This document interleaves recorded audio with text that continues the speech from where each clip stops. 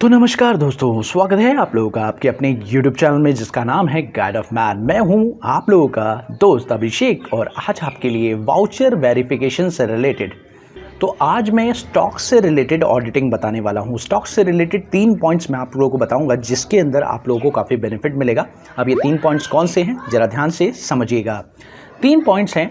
पहला, stock negative. अगर आपके पास नेगेटिव स्टॉक अवेलेबल है तो आपका नेगेटिव स्टॉक कौन कौन सा है, यानी कि आप लोगों को ये पता करना है कि आपके बिजनेस में कितना स्टॉक नेगेटिव है और वो प्रोडक्ट कौन कौन सा है, कब कब नेगेटिव हुआ और किस वजह से नेगेटिव हुआ, ये सारी बातें आपको इस वीडियो में पता चल जाएंगी। दूसरा, आपको ये भी पता चल जाएगा कि कौन सा स्टॉक ऐसा है जो आपने पूरे साल अभी तक यूज़ नहीं किया है।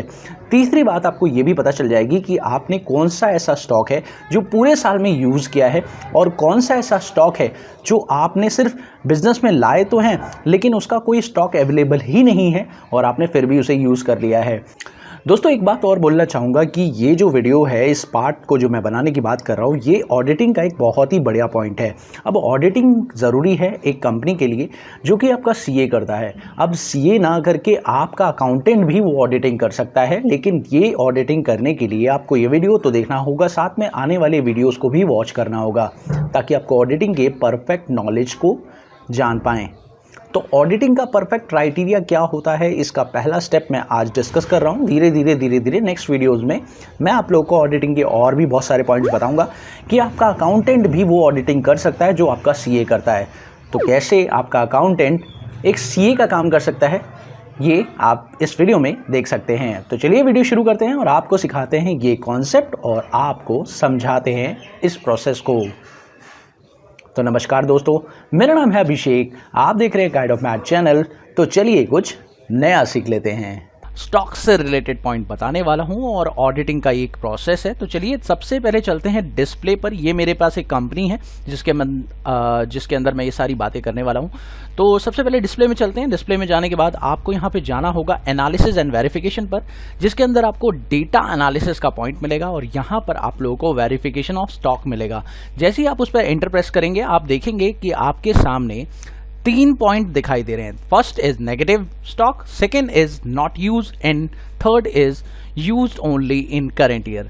दोस्तों चलिए देखते हैं ये क्या है और ये कैसे काम करते हैं। तो देखिए, आप लोगों को यहाँ पर पता चल रहा है अलग अलग कि नेगेटिव स्टॉक आपकी कंपनी में कितना है और आपको ये भी पता चल रहा है कि कौन सा स्टॉक ऐसा है जो आप लोग यूज नहीं कर रहे हैं। साथ ही आपको ये भी पता चल रहा है कि कौन सा स्टॉक है जो आपने करेंट ईयर में इस्तेमाल किया है।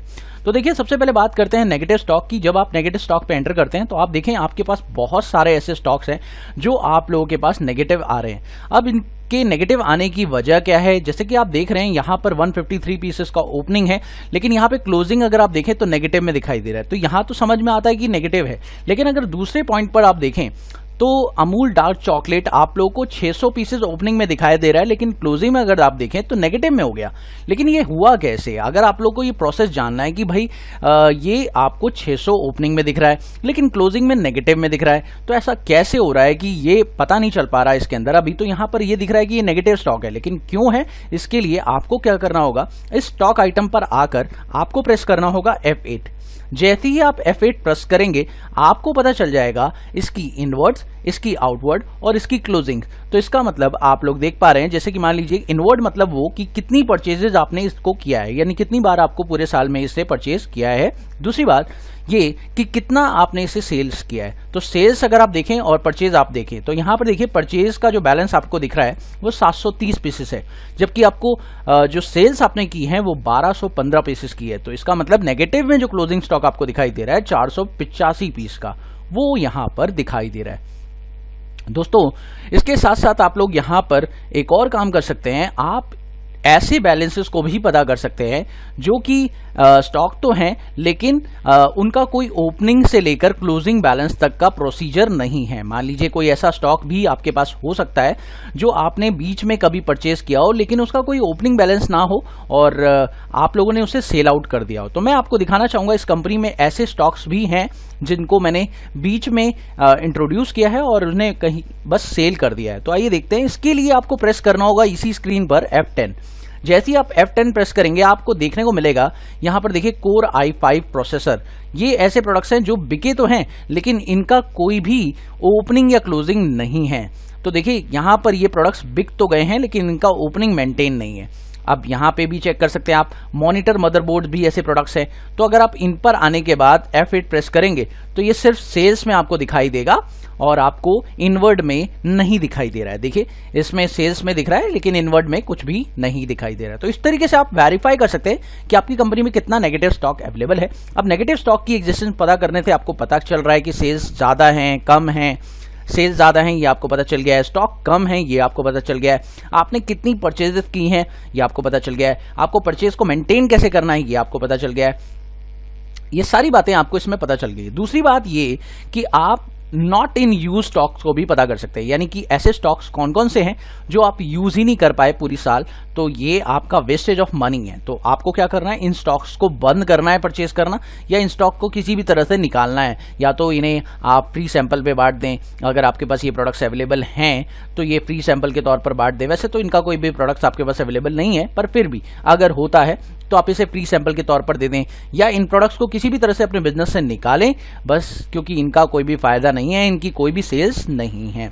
तीसरी बात ये कि जो ये साल चल रहा है, इस साल में आप लोगों ने कितने स्टॉक्स ऐसे हैं जो बेचे हैं, तो आप ये देखिए जिनके साथ ट्रांजैक्शन हुआ है और जिनका बैलेंस भी प्रॉपरली मेंटेन्ड है। तो आइए देखें, इसमें आप लोगों को सारे के सारे ऐसे स्टॉक दिखाई देंगे जो कि आप लोगों के पास पूरी तरह से मेंटेन्ड है, और आप देखिए हर एक स्टॉक आपके सामने यहाँ पर दिखाई दे रहा है। अगर आप हर एक स्टॉक को चेक करें तो यहाँ देखिए बहुत सारे स्टॉक्स हैं जिनको आपने सेल आउट किया है। यहाँ पर हर तरह का स्टॉक आप लोगों को दिखाई दे रहा है, नेगेटिव वाला भी और विदाउट नेगेटिव वाला भी। यानी आपके पास अगर आप किसी भी प्रोडक्ट के ऊपर जाकर F8 प्रेस करते हैं तो आपको यहाँ पर देखने को मिलेगा उसका अवेलेबिलिटी, उसका आउटवर्ड और उसका क्लोजिंग। अगर मैं आपको दिखाऊं तो ऊपर आपको किसी प्रोडक्ट के बारे में दिखाई देता हूं, तो ये देखिए जैसे मान लीजिए मेरे पास अमूल डार्क चॉकलेट या अमूल मिल्क चॉकलेट है, तो इसके ऊपर अगर F8 प्रेस करें तो इसकी ओपनिंग से लेकर इसकी आउटवर्ड, इसकी क्लोजिंग सब कुछ यहाँ पर दिखाई दे रही है।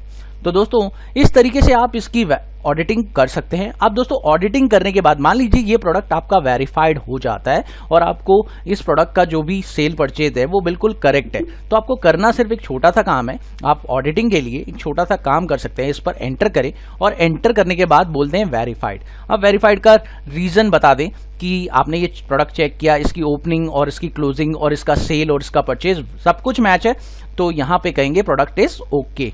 यहाँ पर आप लिख सकते हैं नोट प्रोडक्ट इज ओके। तो यहाँ पर प्रोडक्ट इज ओके लिखने से आपको इसका स्टेटस दिखना शुरू हो जाएगा, इट्स प्रोडक्ट इज वेरीफाइड। तो अब आप चेक करेंगे एस्केप करके, तो आप देखिए आपके पास यहाँ पर ये भी दिखाई दे रहा है कि कितने प्रोडक्ट्स हैं जिनमें से आपने कितनों को वेरीफाई कर दिया है, जिनकी एकदम प्रॉपर जानकारी आपके पास है, और कितने प्रोडक्ट्स ऐसे हैं जो कि जिनकी वेरिफिकेशन अभी तक नहीं हुई है, और ये काम आपके अकाउंटेंट को आराम से करना है। तो देखिए बहुत ही सिंपल तरीका है। ये काम होता किसका है, जनरली ये काम होता है एक CA का, लेकिन आपका अकाउंटेंट भी ये काम कर सकता है अगर उसे पता हो। तो बेसिकली बहुत ही बढ़िया पॉइंट है अगर आप यूज करना चाहें। तो मुझे उम्मीद है कि आपको इससे रिलेटेड पॉइंट समझ में आ गया होगा। आगे की वीडियो में हम लोग बात करेंगे और वेरिफिकेशंस की और नए नए पॉइंट्स की वेरिफिकेशन से रिलेटेड। तो तब तक के लिए thank you so much for watching my video. Have a wonderful day दोस्तों, हैप्पी लर्निंग, बाय।